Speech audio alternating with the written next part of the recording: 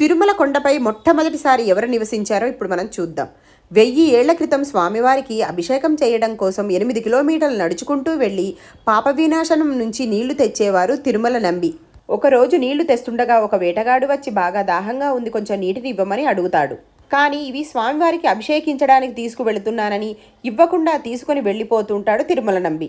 దాంతో ఆ వేటగాడు వెనకే వెళుతూ బాణంతో కుండకు కన్నం పెట్టి దాంట్లోని నీరు తాగేస్తాడు. గుడి దగ్గరికి వెళ్ళి చూసుకునేసరికి కుండలో నీళ్లు ఉండవు.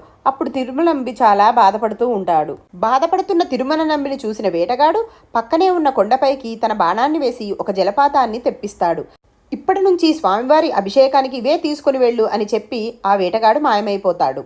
ఆ జలపాతమే ఇప్పుడు ఉన్న ఆకాశగంగ.